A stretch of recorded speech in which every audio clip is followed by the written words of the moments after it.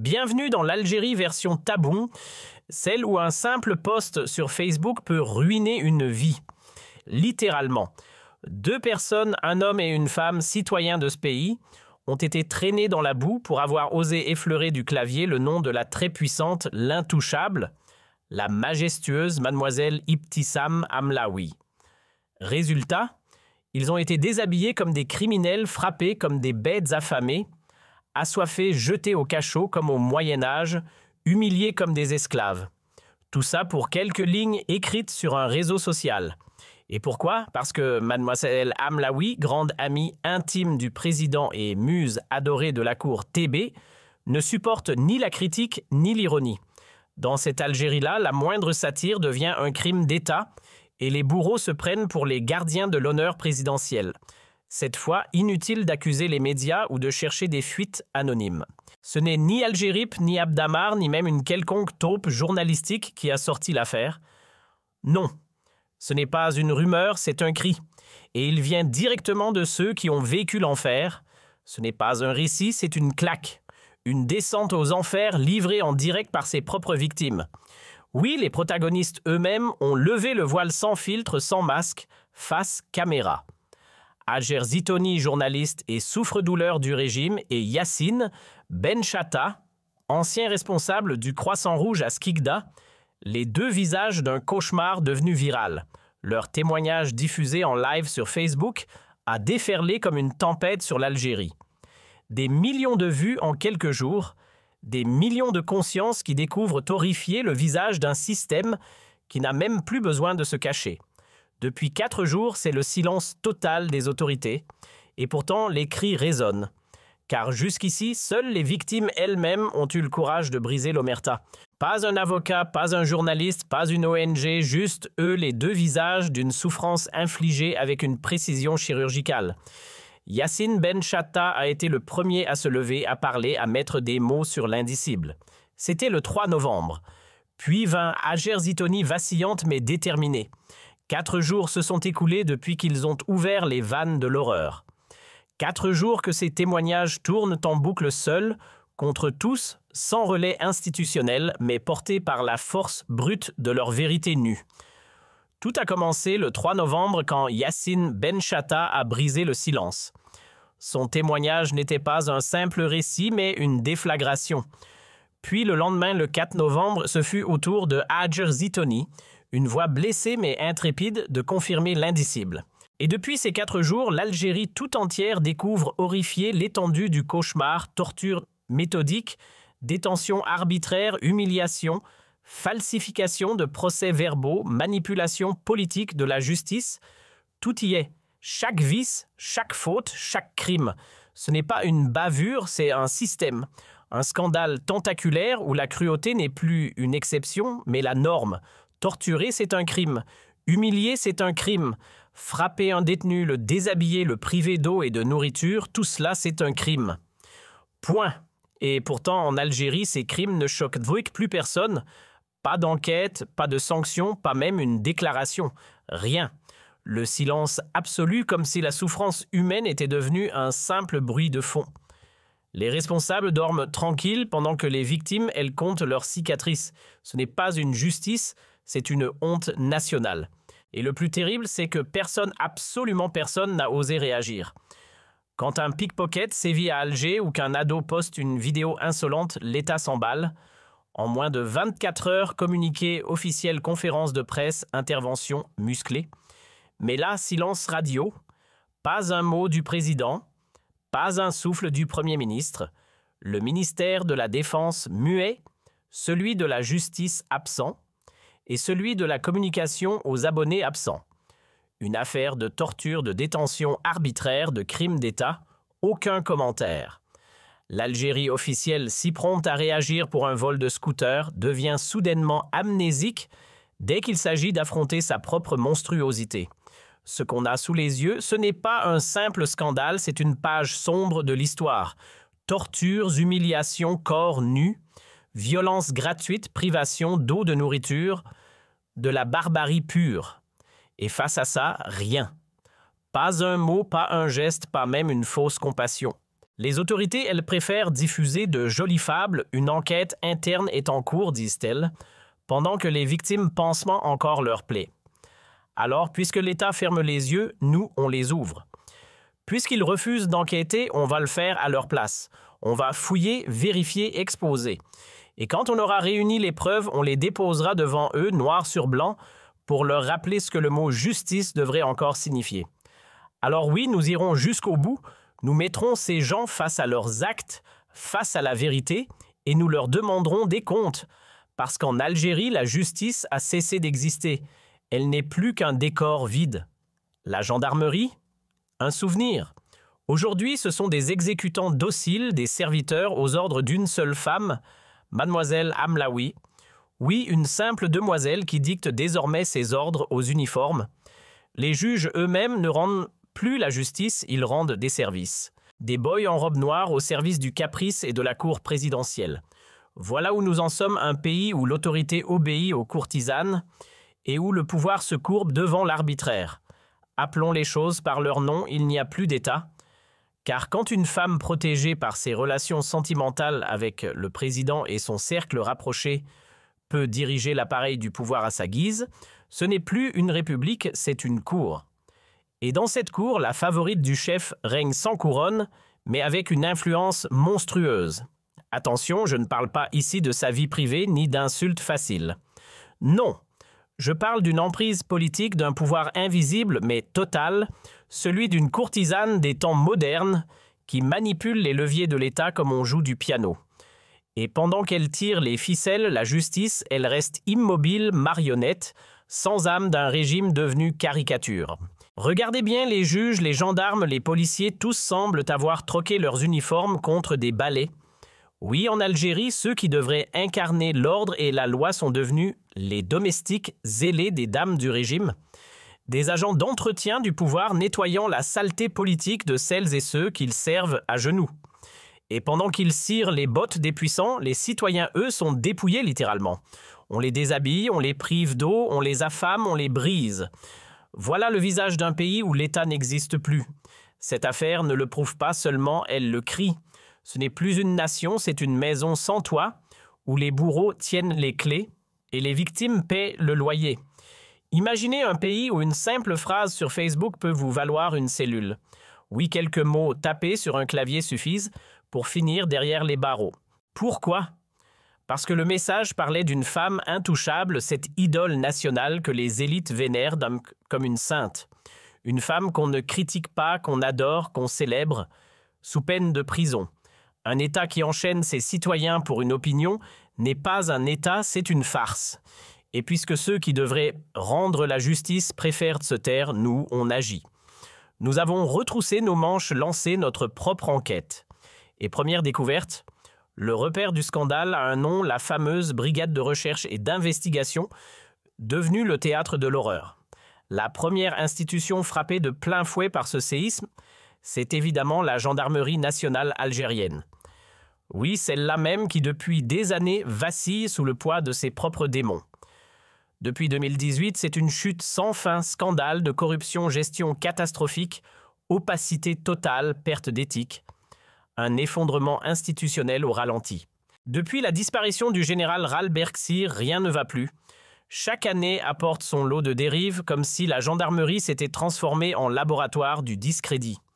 Et ce dernier scandale, celui du Hamlagate, n'a pas seulement ébranlé une structure, il a achevé ce qu'il restait de son honneur. Comme si l'image de la gendarmerie n'était pas déjà en lambeaux, il fallait encore ça. Ce nouveau scandale colossal, indéfendable, vient achever le peu de crédibilité qu'il restait. L'affaire Abdam Hamel s'ajoute à la liste noire d'une institution déjà minée par le soupçon. Et le pire, c'est que tout a commencé là où la justice aurait dû régner dans la brigade de recherche et d'investigation de Baudresse.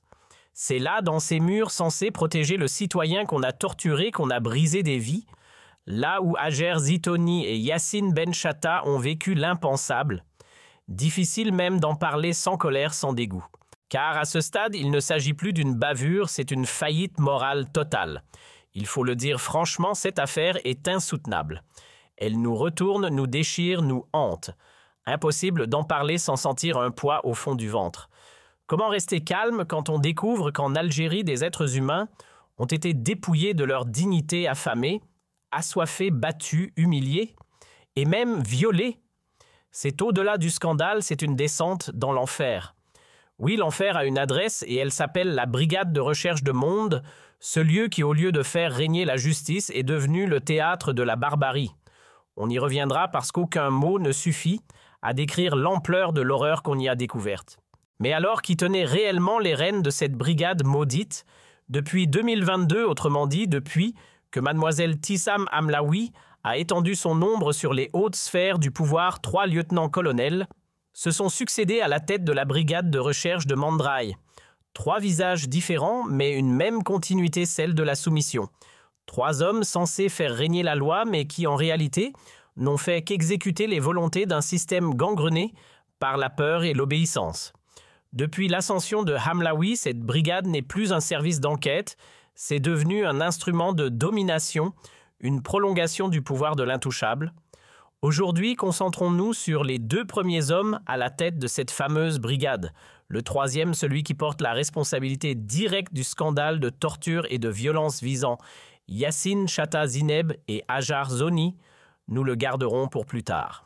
Pourquoi revenir en arrière? Parce que le mal ne date pas d'hier, le système était déjà pourri bien avant. Depuis 2022, la brigade de recherche de Mondraï n'est plus un organe de l'État, mais un jouet entre les mains d'une femme, Tissam Hamlaoui. Celle qui partit de simple commentatrice politique s'est transformée en figure influente après avoir pris la tête du Croissant Rouge algérien, une institution à la fois humanitaire et profondément politique. Ce poste prestigieux et symbolique lui a ouvert les portes du pouvoir. Depuis, son influence s'étend partout. Elle ne dirige pas seulement une organisation, elle tient littéralement les rênes de plusieurs rouages de l'État. Et c'est là que commence le véritable scandale. Et non, cette affaire de manipulation de la gendarmerie ne commence pas avec Yassine Ben Chata et Hajar Zoni. Le poison s'est infiltré bien avant. Tout remonte à un homme, le lieutenant-colonel Riyad. Oui, nous connaissons son identité, mais par respect pour sa famille, qui n'a rien à voir avec ses magouilles, nous tairons son nom complet. Disons simplement qu'il incarne la corruption dans ce qu'elle a de plus banal et de plus abject. On le surnommait Hadja Marnia, un surnom qui en dit long sur le personnage, un homme de terrain, mais surtout un homme des combines. Sa carrière à Marnia fut florissante, non pas grâce à la discipline militaire, mais grâce aux valises pleines de billets qu'il recevait des trafiquants de drogue. Cannabis, hashish, kiff, tout passait, tout circulait et lui, il fermait les yeux. En échange, il offrait au réseau de contrebande ce que la loi leur refusait, la sécurité, l'impunité, et un gendarme à leur service. Voilà le vrai visage d'un officier censé défendre la patrie, un protecteur des frontières devenu gardien des trafics. Le simple parcours de cet homme suffit déjà à glacer le sang. Son passé, c'est un catalogue de compromission et de servilité. Et devinez à qui il doit sa carrière. Au général Yahya Ali Hadj, l'homme fort de la gendarmerie algérienne entre 2021 et 2025. Les deux se connaissent intimement, c'est le général lui-même qui l'a fait remonter de la frontière de Marnia jusqu'à Alger, une promotion qu'on ne réserve qu'aux fidèles parmi les fidèles. En clair, il avait la bénédiction de son mentor. À peine nommé à la tête de la brigade de recherche et d'investigation de Birkadem, il se vantait ouvertement. Mon président, c'est le général ni plus ni moins, le lieutenant-colonel Riyad alias Hadja, n'obéissait qu'à une seule voix, celle de son chef suprême. Qu'il s'agisse d'une mission douteuse d'un ordre illégal ou d'une manœuvre à la limite du crime, il exécutait sans réfléchir. Chez lui, la loyauté ne rimait pas avec honneur, mais avec soumission aveugle. Oui, son nom est connu. Ce lieutenant-colonel entretenait dès 2022 un contact régulier avec Tissam Hamlaoui. Durant toute l'année suivante, il n'a cessé d'exécuter ses moindres caprices, se pliant en 4 pour satisfaire Madame. Pourquoi tant de zèle? Parce qu'il savait que la véritable autorité, ce n'était pas le drapeau, mais le général-major Yahya Ali Hadj. C'est sous son règne que tout a commencé, les premiers échanges, les premiers arrangements, les premiers services. La liaison malsaine entre la gendarmerie nationale et Hamlaoui remonte à cette époque, pas à l'actuel commandement.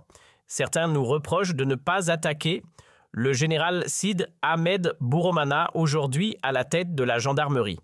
Mais soyons clairs, Bouromana n'a pris les commandes qu'en avril 2025. Le mal lui est bien antérieur. C'est Ali Haj qui a offert à Amlaoui une mainmise inédite sur la gendarmerie, transformant des officiers en serviteurs et des brigades entières en propriété privée. La brigade de recherche de Mondrail, autrefois symbole d'autorité, est devenue son jouet personnel. Voilà la vérité.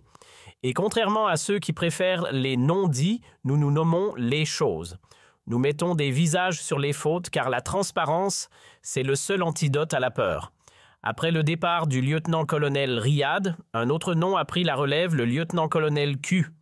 Mais avant de quitter son poste, Riyad avait déjà laissé derrière lui un champ de ruines.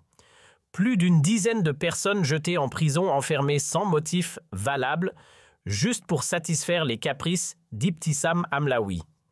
10 vies brisées pour flatter une femme au pouvoir malsain. Ces hommes et ces femmes ont connu la garde à vue, la peur, la violence parfois, la torture, exactement comme Yassine Benchatta et Hajer Zitoni, mais sans jamais oser parler. Beaucoup se sont tus, étouffant leur douleur par peur de disparaître à leur tour. Ce silence en dit long, il montre à quel point ces méthodes sont anciennes, ancrées, presque institutionnalisées dans cette brigade du malheur qu'est la brigade de recherche de Mondrail. Aujourd'hui, le lieutenant-colonel Q a pris les commandes. Son nom complet reste encore à vérifier et l'actuel chef de la brigade, lui, n'est pas directement impliqué dans l'affaire Yassine et Hajer. Mais qu'importe le visage, le système lui reste le même. L'homme qui dirige aujourd'hui la brigade de recherche de la gendarmerie nationale à Marais n'est pas un inconnu.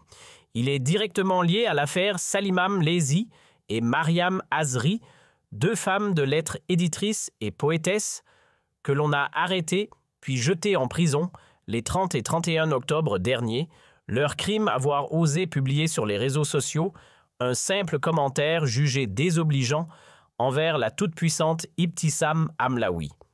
En Algérie, une phrase suffit pour que la poésie devienne un délit. Ce 3e commandant, celui qui règne aujourd'hui sur la brigade de Bondrée, agit comme si l'institution était son salon privé. On l'appelle la brigade discrète car, contrairement à celle de Babjid, elle opère dans l'ombre là où la lumière ne pénètre jamais. Et qui lui a offert ce petit bijou de pouvoir, le général-major lui-même. Il l'a placé à sa disposition comme on prête un accessoire de luxe, un sac à main ou une trousse de maquillage. Voilà donc ce qu'est devenu la gendarmerie, un outil de vanité pour gens puissants, une vitrine où se mêlent caprice et répression. Les gendarmes, des exécutants dociles, des serviteurs déguisés en soldats, capables de torturer sans trembler, mais incapables de lever la voix devant leur maître. On leur parle, ils accourent, on leur siffle, ils obéissent. Ceux qui ont mené la soi-disant enquête, une mascarade montée de toutes pièces contre Yassine Benchatta et Hajar Zitoni, n'ont rien d'enquêteur mais tout de marionnette. À leur tête, un nom revient, le lieutenant-colonel Q, un homme du sérail très proche du général Yahya Ali Haj, qu'il servait avec une fidélité d'esclave. Et puisque les chaînes du pouvoir ne s'arrêtent jamais au dernier maillon, rappelons-le, Yahya Ali Haj, lui aussi, entretenait une relation privilégiée avec le général R.F. Bouax, l'actuel chef d'état-major du commandement de la gendarmerie nationale. C'est le numéro 2 du système, le vrai pivot. Dans la hiérarchie, 2 postes règnent, le commandant général numéro 1 et le chef d'état-major numéro 2. Et comme dans un mauvais film, quand le premier tombe en disgrâce, c'est toujours le second qui prend sa place. Une succession bien huilée où les visages changent, mais où la corruption reste identique. Prenez un exemple concret, Sid Ahmed Bouromana. Autrefois simple chef d'état-major de la gendarmerie nationale, il a remplacé le général Yahya Haj, avant d'être lui-même promu général-major. Et la boucle est bouclée. Quant au lieutenant-colonel Kay et Riyad, inutile de chercher la nuance, ce sont des chiens de compagnie du pouvoir des exécutants serviles. Là où dans les nations civilisées, les forces de l'ordre sont formées à servir la loi, à protéger les citoyens et à défendre l'intérêt public avec éthique et discipline, chez nous, on semble avoir inversé le manuel. Parce qu'en Algérie, la réalité est tout autre. Nos gendarmes, nos juges, une partie de nos forces de sécurité, pas tous, mais beaucoup trop, n'ont ni conscience morale, ni compétence, ni même la décence d'un professionnel. Ils ne doivent leur poste qu'à leur docilité. On ne les choisit pas pour leur mérite, mais pour leur capacité à obéir sans réfléchir. Ce sont des corps sans esprit, des exécutants mécaniques. Le supérieur dit « Déshabille-toi, ils obéissent ». Il dit « Saute du 4e étage, ils sautent ». Voilà à quoi ressemble la hiérarchie aujourd'hui, une armée d'automates sans cervelle programmée pour servir la folie de quelques-uns. Lorsque Yassine Ben Chatta et Hajar Zitouni ont été arrêtés, battus et torturés, nous étions en mai 2025, pas 2024, mai 2025. À ce moment-là, le général Yahya Haj venait tout juste d'être écarté. Il avait quitté son poste le 14 avril, remplacé à la hâte, sans qu'aucune réforme ne voie le jour. Son successeur fraîchement nommé n'avait pas encore eu le temps ou la volonté de changer quoi que ce soit. Autrement dit, le système restait en place, les mêmes hommes, les mêmes pratiques, la même machine de répression bien huilée. Ainsi, lorsque ces 2 victimes ont été jetées en cellule pendant près d'une semaine, privées de sommeil et d'eau dans la fameuse brigade de recherche du Marais, rien n'avait bougé. Les mêmes officiers choisis par le général-major continuaient d'y régner comme avant. À leur tête, toujours le lieutenant-colonel Kay, indéboulonnable, fidèle serviteur d'un régime sans visage. Même après le départ du général Haj, rien n'a changé. Le pouvoir a simplement remplacé une signature par une autre. Aujourd'hui, c'est le général Rafakez qui tient les commandes du commandement de la gendarmerie nationale algérienne. Le décor change, mais les acteurs restent les mêmes. Le général Rafakez, lui, n'est pas un simple nom dans la hiérarchie. C'est l'homme du lien direct, le fil rouge entre la gendarmerie et Ibtissam Amlaoui. Contrairement à Sid Ahmed Romana qui connaissait la dame sans pour autant entretenir de contacts réguliers, Rafakez lui travaillait main dans la main avec elle. C'est la vérité que cela plaise ou non. Car celui qui échangeait directement avec Madame Influence n'était autre que le général R.F. Bouax, l'actuel chef d'état-major du commandement de la gendarmerie nationale. Et c'est sous sa supervision que l'enquête, si l'on peut appeler cela une enquête, a été menée. C'est lui qui a donné l'ordre d'arrêter Yassine Ben Chatta et Hajar Zitouni, c'est lui qui a exigé qu'il soit corrigé, autrement dit, torturé. Tout ce qui s'est passé à la brigade de Bondrée n'a pas été un accident ni une initiative isolée. Rien n'a été fait sans le feu vert d'en haut. Le lieutenant-colonel n'aurait jamais osé déshabiller affamé et frapper des citoyens sans une autorisation claire et bénie par sa hiérarchie. Et cette hiérarchie, c'était le général Bouax, l'homme qui a fermé les yeux, validé chaque humiliation et permis à Hamlaoui d'entrer elle-même dans les locaux de la brigade. Oui, vous avez bien entendu, la première dame officieuse a pénétré dans la caserne, a insulté Yassine, en face l'a giflé et lui a lancé, je cite, « Je vais t'enlever ton pantalon » sous le regard passif d'un lieutenant-colonel devenu simple figurant. Voilà jusqu'où va la décadence d'un pouvoir qui confond justice et vengeance personnelle. C'est elle encore elle qui a exigé du lieutenant-colonel Kay qu'il réécrive toute la vérité à sa façon. Elle lui a ordonné de lui montrer les procès-verbaux, de changer les questions, de réinventer les réponses et de fabriquer de nouveaux documents, fondés exclusivement sur sa version des faits, sa plainte, ses mots, son récit, autrement dit la justice à la sauce Hamlaoui. Un scénario écrit par la plaignante, joué par les gendarmes et validé par leurs supérieurs. Tous les noms sont connus, il ne manque plus qu'une vraie enquête. Et cette mission, elle revient à un homme précis, le contrôleur général de l'armée, le général Haj Bousselja. Haj Bousselja, ou Belja comme on l'appelle parfois, n'est pas un inconnu. C'est lui le grand chef, le contrôleur général de l'armée en poste depuis octobre 2023. Il détient toutes les clés, toutes les prérogatives nécessaires pour lancer une véritable enquête via la direction centrale de la sécurité de l'armée. Mais qu'il se rassure, on a déjà fait la moitié du boulot pour lui. Pas besoin de se fatiguer, mon général. Les preuves sont là, les noms aussi. Il ne reste plus qu'à faire ce que votre fonction exige si tant est que vous ayez encore le courage d'agir. Il suffit d'un ordre clair que la DCSA saisisse et convoque, même sans mise en détention immédiate. Vous refusez d'arrêter ces gens. Moi, je ne tergiverserai pas. Les tortionnaires doivent répondre de leurs actes. Quiconque porte atteinte à la pudeur d'une citoyenne algérienne, qui humilie une compatriote ou use de la force pour la briser, doit être arrêté et traduit devant la justice. Si arrêter vous effraie, commencez au moins par les convoquer. La DCSA a tous les éléments vidéo enregistrement caméra installés dans les locaux de la brigade de recherche de Belmont-Retz. Il y a aussi des témoins des officiers des membres de la brigade qui ont participé ou assisté, et surtout les témoignages détaillés de Hadjer Zitoni et de Yassine Ben Chatta. Les preuves existent, l'inaction, elle n'a plus d'excuses. Faire cette enquête, c'est un jeu d'enfant. Les noms, on les a déjà livrés sur un plateau. La DCSA n'a même pas besoin de se fatiguer. Après tout, c'est bien elle qui a été mobilisée des semaines entières pour traquer le général Nassar J. Non. Alors 2 simples lieutenants-colonels, c'est quoi pour elle une promenade administrative? Ce dossier-là, c'est du niveau débutant pour des services qui se vantent d'avoir des yeux partout. Et si dans les prochains jours, le général H. Belja reste muet alors qu'on le convoque tout simplement? Oui, qu'on le convoque, lui et son équipe.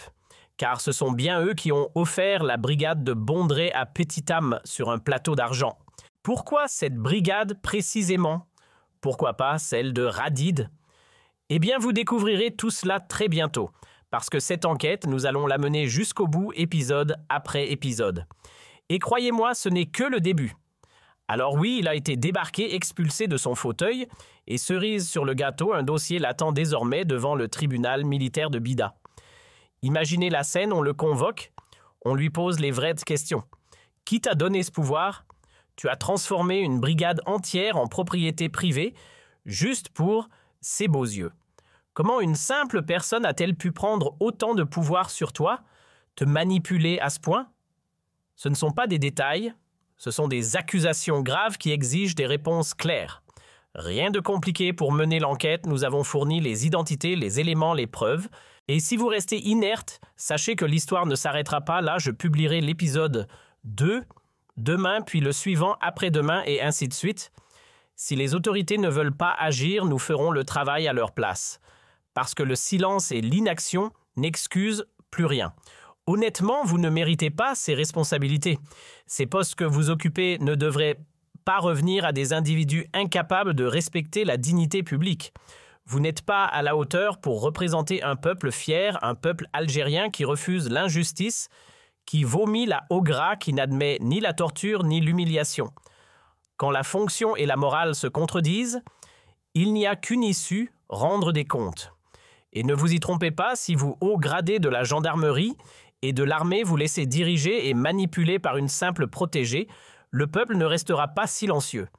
Les citoyens ne toléreront pas qu'on confie le sort d'une nation à des caprices privés.